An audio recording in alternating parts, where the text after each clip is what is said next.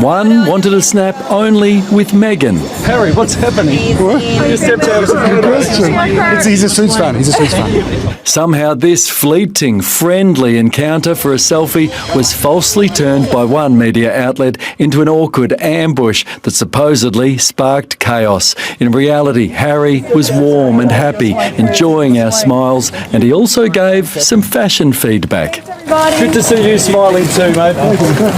You're always smiling. Good to see you. I love your tie. Oh, thank you, mate. Paul, your name's Paul, right? It's Paul. You're still smiling. Are we friends? Yes, we are. So the press is saying we're not friends. As they left, I tried to get ahead of them a few metres to take a couple of selfies with them in the background. And then Harry has actually come up to me and he's engaged with me while I'm taking a couple of selfies. I didn't want them to crowd around me, but Harry grabbed me and he said, because I've been with them for 3 days now, he said, Paul, you're always smiling. And I said, it's because I'm happy to see you, Harry. He said, no, but really, whenever I've seen you the last couple of days, you're always smiling. And I said, because we like having you here, mate. And then he said, well, it's good to see, something like, it's good to see you, mate, and I love your tie, right?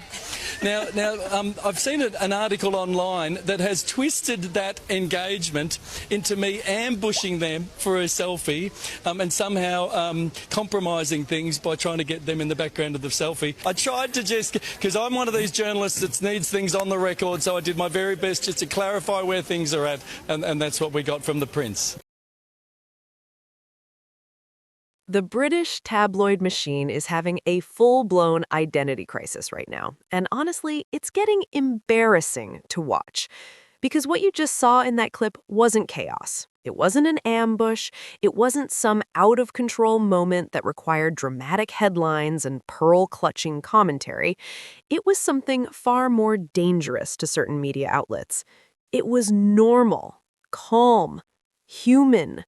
And that right there is the problem. Because over at the ever-dedicated fiction department known as the Daily Mail, normal doesn't sell. Calm doesn't trend, and a prince casually complimenting someone's tie, that's practically a crisis for people whose entire business model depends on outrage. So what do? They take a simple, friendly interaction and inflate it into an awkward ambush that sparked chaos. Chaos where? In whose imagination? Because back in reality, along the Yarra River in Melbourne, Prince Harry and Meghan, Duchess of Sussex, were doing something incredibly controversial, taking a peaceful morning stroll. Not hiding behind barriers, not rushing past people like they're dodging paparazzi in a spy thriller. Just walking, smiling, engaging, existing like actual human beings who don't need a royal instruction manual to interact with the public. And the public? They weren't rioting, they weren't swarming, they weren't creating scenes that needed security intervention. They were happy, curious, welcoming. Which, again, is a nightmare scenario for outlets that rely on negativity like it's oxygen. Then we get to Paul from Channel 7 News, who unintentionally became the main character in a story he didn't even write. Here's a man who's been covering Harry and Meghan for days. Not lurking, not scheming, just doing his job. And at one point, he tries to take a couple of selfies with them in the background. Not exactly Watergate-level behavior. And what happens? Does Harry recoil? Does security step in? Does Meghan look uncomfortable? No. Harry walks up to him. Let that sink in. The supposed victim of the so-called ambush approaches the ambusher. Already, the storyline is collapsing faster than a badly built reality show set. But it gets better. Harry doesn't just acknowledge him, he recognizes him, calls him by name, mentions that he's noticed him smiling over the past few days. That's not tension. That's familiarity. That's not chaos. That's awareness. That's not awkward. That's, honestly, kind of thoughtful. And then, just to completely ruin the Daily Mail's entire narrative, Harry compliments his tie. A tie. Somewhere, a headline writer had to sit there and figure out how to turn that into a problem. Imagine the mental gymnastics. Prince compliments journalist, but what does it mean? Royal tie remark sparks debate. Experts weigh in on fabric-based controversy. It would be funny if it wasn't so painfully predictable. And Paul? He shuts it all down with something radical. The truth. He explains clearly that there was no ambush, no chaos, no awkwardness. He was simply trying to get something on record, like any journalist would. And what he got wasn't a confrontation, it was a conversation. He even explains why he was smiling. Because he was happy to see them. Because Australians were enjoying their presence. That's the part that really stings, because it directly contradicts the narrative that certain UK outlets have been pushing for years. The idea that Harry and Meghan are unwelcome, that they create discomfort, that wherever they go, tension follows. Except that's not what's happening. Not in Melbourne, not along the Yarra River, not in that interaction, not in that clip. Instead, you have a relaxed environment, positive energy, and genuine engagement. You have a prince who remembers people's names, a couple who are comfortable enough to walk among the public without turning it into a heavily staged production. And you have a journalist who walked away smiling, only to later find himself cast as some kind of chaotic aggressor in a tabloid fairy tale. It's almost insulting. Not just to Harry and Meghan, but to the audience. Because at some point you have to ask, who is this narrative even for? Who is reading awkward ambush after watching that clip and thinking, yes, that checks out? It's like being shown a video of someone petting a puppy and being told it was a dangerous wildlife encounter. The math isn't mathing. And here's the deeper issue. Moments like this expose something the tabloids don't want exposed. The gap between who Harry and Meghan are presented as and who they actually are in unscripted, real-world interactions. Because if they're warm, approachable, and engaging, then the entire difficult, disruptive outsiders narrative starts looking very shaky. If a journalist can say, on record, that he's been around them for days and consistently experienced kindness and recognition, then what exactly are these dramatic headlines based on? Certainly not reality. And that's why the distortion has to happen. Not because it's accurate, but because it's necessary for them. Because without it, what's left? A story about two people walking by a river, acknowledging the cultural significance of the land, interacting positively with the public, and leaving people with a good impression. In other words, nothing scandalous. And nothing scandalous is a disaster for an outlet that survives on outrage. So they manufacture it. They dress up normality as controversy. They package kindness as awkwardness. They sell calm as chaos and hope no one notices the difference. But here's the thing. People are noticing. The footage exists. The first-hand accounts exist. Paul's own words exist. And they don't match the headline.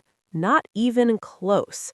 So now the question isn't whether the Daily Mail got it wrong, it's how many times they can keep doing this before people stop taking it seriously altogether. Because there's only so many times you can cry, chaos, before the audience realizes it's just someone smiling by a river. And right now, the loudest thing in this entire situation isn't the crowd or the moment or even Harry and Meghan. It's the silence between what actually happened and what certain tabloids desperately wished had happened. You want more? Of course you do. We're not just roasting here. We're slow cooking this narrative until it falls off the bone. Here, stack these right after your current script and let the pressure build. And let's really sit with how absurd this whole situation is, because the more you think about it, the less sense it makes. You have a reporter from Channel 7 News literally telling you in plain English what happened. No spin, no agenda, just a man recounting his own experience in real time.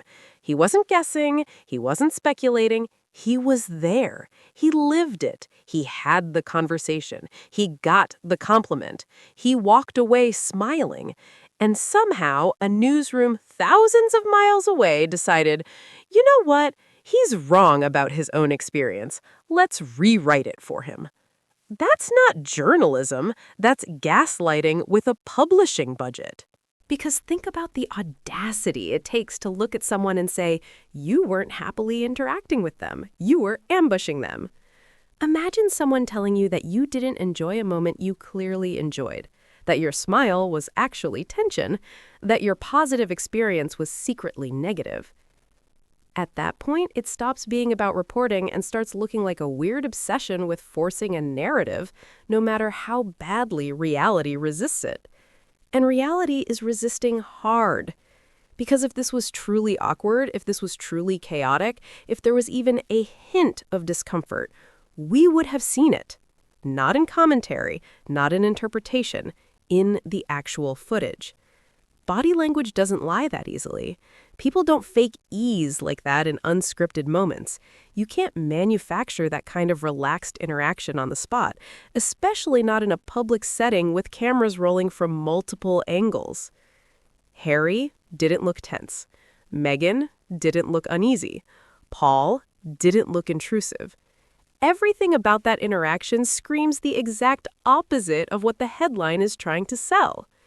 And that's what makes this whole thing so unintentionally hilarious. Because the more they exaggerate, the more obvious it becomes.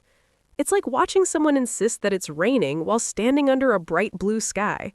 At some point, people stop debating and just start squinting at you like, are you okay? And then there's the tone of it all. The desperation. Because awkward ambush isn't just inaccurate, it's loaded.